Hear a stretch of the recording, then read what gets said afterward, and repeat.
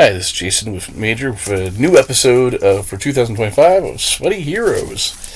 And today we're going to do some science fiction themed comics, but most of these I think you would probably never have heard of, but might find cool. We'll start with in alphabetical order here. So we got Fantastic Force by Marvel Comics, which is a foil cover. And this is supposed to be a spin-off of Fantastic Four, with characters like Psylord and characters like Huntera, Devlor, Vibraxis. Vibraxis is like another character from Wakanda, apparently. And Psylord is the son of Reed Richards and Sue Richards from the future.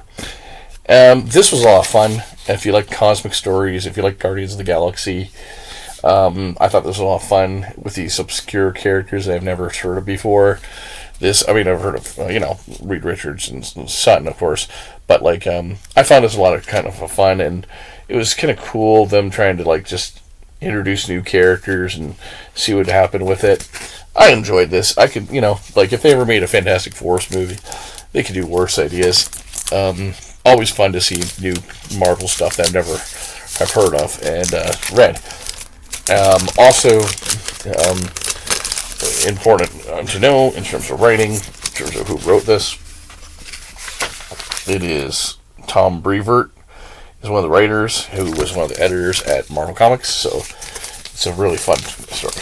I keep repeating the word fun, because it is.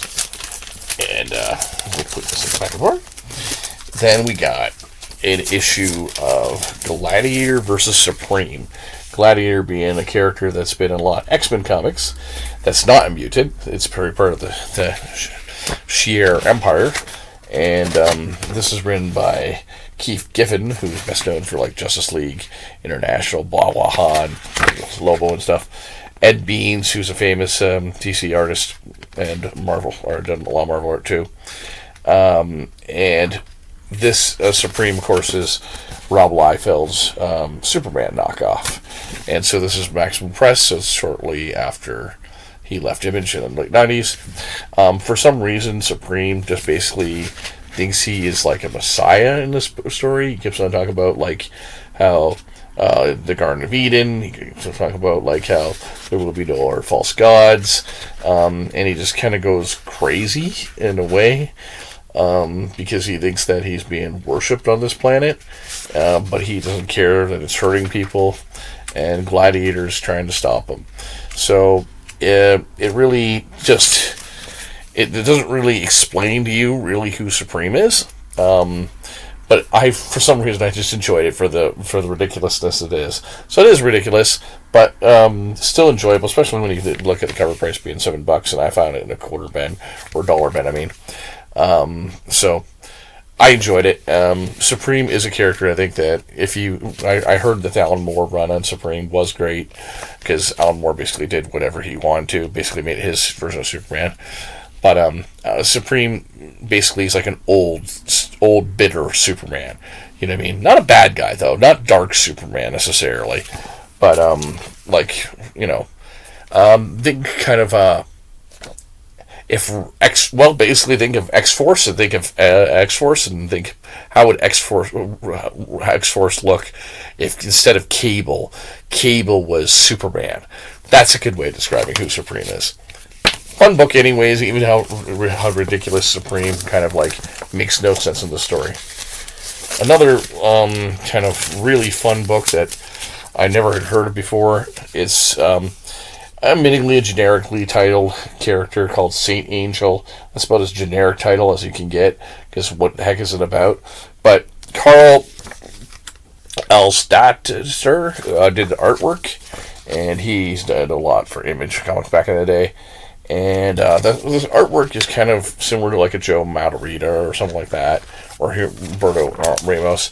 And I guess there's a little bit. I'm not a manga guy, so maybe there's a little bit of manga, but basically it's a cool idea of this is your issue, kind of lays out the foundation of this kind of sci-fi fantasy world where you got dinosaurs for some reason, like pterodactyls.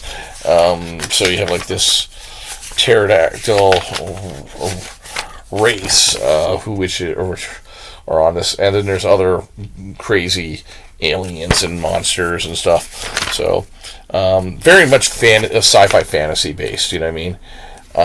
But if you like John Carter of Mars, if you like Jupiter, the movie Jupiter Ascending, these are all cool designs, and for something they've never heard of before, this got me intrigued of like saying, hey, what's this comic book about? What's going on here? And in this cool fantasy world where there's kind of all these kingdoms and stuff. Again, another story that could be dusted off. I mean, probably would be made into an anime more likely than a sci-fi movie, because sci-fi fantasy movies, they want to, make sure that they know what the heck's going on with them and that there's a fan base. But definitely a lot of fun. And again, Jupiter Ascending. If you liked the movie Jupiter Ascending on sci-fi that's kind of in that vein, the fantasy, then you will enjoy this. So this is the zero issue again. And finally we got, it looks like there's a signature on here. I'm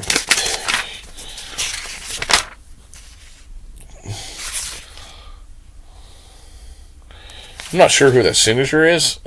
Maybe it's Ron Randall, or I would guess, because those look like two R's to me or something.